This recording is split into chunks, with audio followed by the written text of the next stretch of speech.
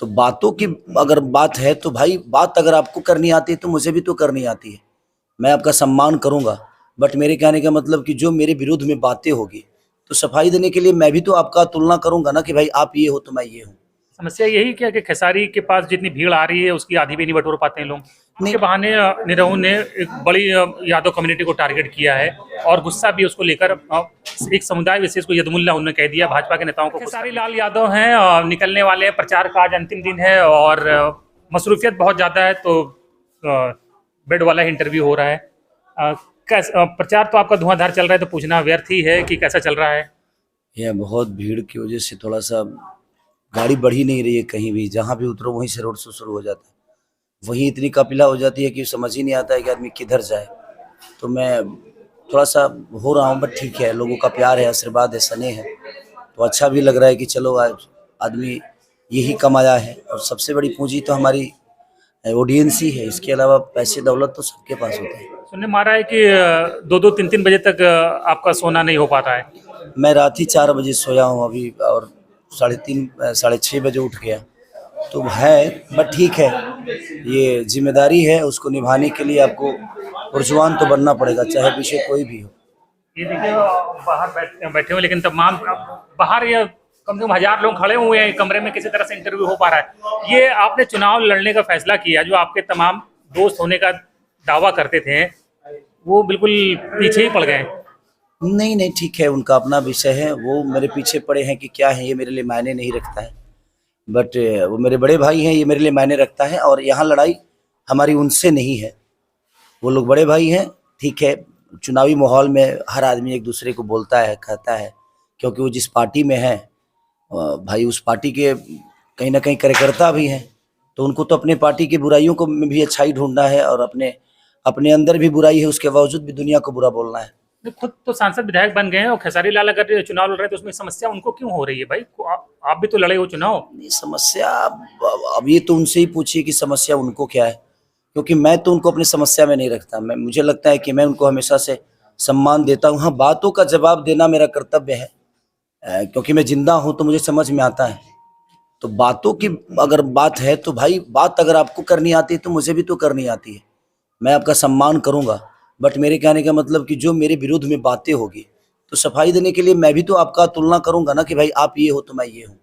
तो उसके लिए आदमी बात कर लेता है, अदरवाइज मुझे बहुत ज़्यादा शौक नहीं है कि मैं उनकी बातों पर बात करूँ। मेरा विषय यहाँ की रोजी रोजगार के लिए है, मेरा विषय बच्चों की शिक्षा के लिए है, पलायन के लिए है, अस्पताल के लिए है, बेहतर व्यवस्था के लिए है। जो भेदभाव हमारे बाकी राज्यों की तरह हमारे यहाँ लोग नौकर तो पैदा होते नहीं हैं, लेकिन ये ट्रेन भेजकर हमें हर शहर का नौकर बना के बैठे हैं। मैं उस पर बात करता हूँ, और मैं यही चाहूँगा कि मेरे भी 4 बड़े बड़े भाई जो हैं उनको भी अपने बिहार के लोगों के लिए रोजी रोजगार पे ही बात करना चाहिए। अनर्गल बातें खेसारी क्या है, कैसे है, वो कैसे हैं, क्या है, ये विषय नहीं है। अभी अभी विषय है बिहार के लोगों की समस्या। तो मुझे लगता है कि हमें छोड़कर उनको समस्या पे बात करनी चाहिए। समस्या यही क्या कि खेसारी के पास जितनी भीड़ आ रही है उसकी आधी भी नहीं बटोर पाते हैं लोग। नहीं, ठीक है, वो अपना अपना प्यार है, लोगों का स्नेह है, मुझे मिलता है ज़्यादा तो ठीक है।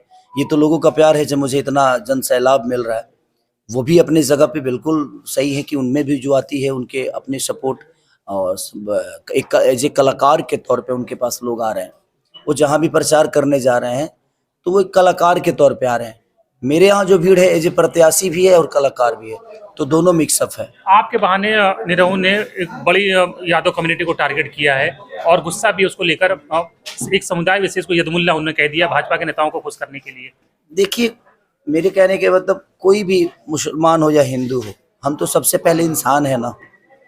ये कोई जरूरी नहीं है हम यहाँ पैदा होते हैं तो एक इंसान पैदा होते हैं, आने के बाद यहाँ पे जाति धर्म ये वो चीजें बदल जाती है। इसीलिए मैं कह रहा हूँ ना कि शिक्षा बहुत जरूरी है, ताकि हम लोग एक दूसरे को जब शिक्षित होंगे तब हमें समझ में आएगा कि नहीं, इंसान होता है, कोई जात नहीं होता है। और मुझे नहीं लगता है कि जात किसी का विकास करता है। इंसान इंसान को देखता है और उसके अंदर इंसान के लिए जो सम्मान होती है तब जाके विकास होता है। तो ये कोई विषय नहीं है। मेरे यदमुल्ला होने से ऐसा नहीं कि बिहार का रोजगार रुका है, बेरोजगारी जो चरम सीमा पे है, ये मेरे यदमुल्ला होने के, तो उनके शब्दों के साथ नहीं हूँ मैं। बट ठीक है, कोई बात नहीं। ये 10 साल से जब से वो एनडीए में गए हैं तब से उनको पता चल रहा है कि मैं यदुमुल्ला हो गया।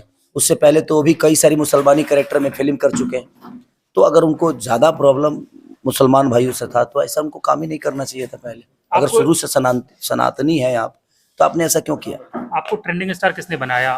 पवन सिंह कह रहे हैं कि किसने बताया, उनको याद रखना चाहिए। और आप हालांकि बात तो मैच्योरिटी की कर रहे हैं, लेकिन कह रहे हैं अंड बंड बोल रहे हैं। नहीं, ठीक है, उन्होंने मुझे बनाया है, किसने बनाया है ये तो सबको पता है। तो अगर आपके बस में इतना ही है तो आपके परिवार में बहुत सारे गायक हैं, आपने उनको क्यों नहीं बना दिया? ये भूलने वाली बात है सर। मैं क्या बोला कि मेरा विषय यहाँ है ही नहीं। यहाँ मुद्दा समाज का है, बिहार के बेरोजगारी पे है, तो ये उस पे बात करें, मुझे छोड़ें। मैं क्या बोल रहा हूँ, वो क्या बोल रहा है, ये हमारा बात ऐसा नहीं कि आज हो रहा है, कल भी हो सकता है। लेकिन जो समस्या है बिहार का, उस पर चर्चा अगर ज्यादा हो तो मुझे लगता है वो सही है। बस 2 सवाल लेंगे, बहुत भीड़ है। क्या मानते हैं, बिहार में सबसे बड़ी समस्या तो पलायन है। एक बिहारी बाहर जाता है तो बिहारी शब्द को एज ए अब्यूज यानी गाली के रूप में भी इस्तेमाल करते हैं बिहारियों के लिए लोग। तो ये इसका वजह कौन है? कहीं ना कहीं सरकारी है। 20 साल से आज हम सिर्फ बीती हुई कल की बात करते हैं। हमारा भविष्य क्या है और हमारा वर्तमान क्या है, इस पे कोई चर्चा नहीं करता है। हम सिर्फ बीती हुई कल की बात करते हैं।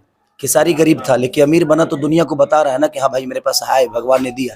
तो मैं अपनी उपलब्धि नहीं बता पाता हूँ, सिर्फ किसी को नीचा दिखाने की बात ही चल रही है यहाँ पे। यहाँ से शब्दों से बड़ा और छोटा किया जा रहा है सर। यहाँ आदमी कार्य करके बड़ा ना बड़ा हो रहा है, और छोटा तो इनको छोटा ही बनाना है।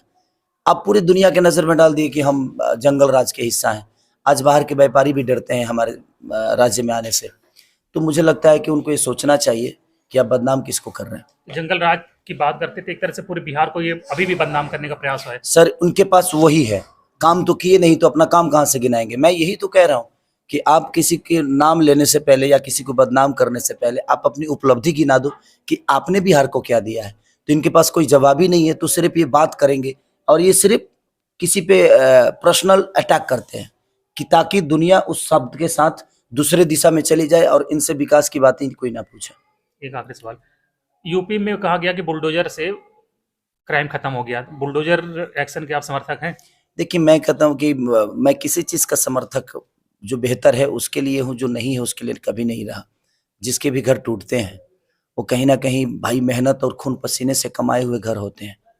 तो मेरे कहने का मतलब कि आपको अगर वो अवैध है तो भाई वो तो सरकार का विषय है। तो जब बनाया गया था तब क्या था? अगर है तो कम से कम उनको तरीका है हटाने का। किसी को बेघर करने का घर तो आप देते नहीं, बेघर करने का ठेका ले रखे, तो ये सही नहीं है। मुझे लगता है कि किसी परिवार को आहत होती है तो उस पर सरकार को विचार करना चाहिए। एक आखिरी सवाल, अखिलेश यादव आए थे तो बार बार आपको बिल्कुल छोटे भाई, और ऐसा प्रचार तो वो किसी के करते दिखे नहीं। ये मेरा व्यक्तिगत संबंध है अखिलेश भैया से, और मैं उनको बहुत प्यार करता हूँ क्योंकि वो जितने बेहतर नेता हैं उतने ही बेहतर इंसान हैं। तो ऐसे लोग बहुत कम मिलते हैं और हमें भी सभा में जाना है अभी। बिल्कुल, तो तो मंत्री बनेंगे जीतने के बाद? ये तो बात की बात है, अभी तो हम जो बनना चाहते हैं वो बने, हम अच्छा बेहतर इंसान बने, वही मेरे लिए सही है। बिल्कुल, धन्यवाद।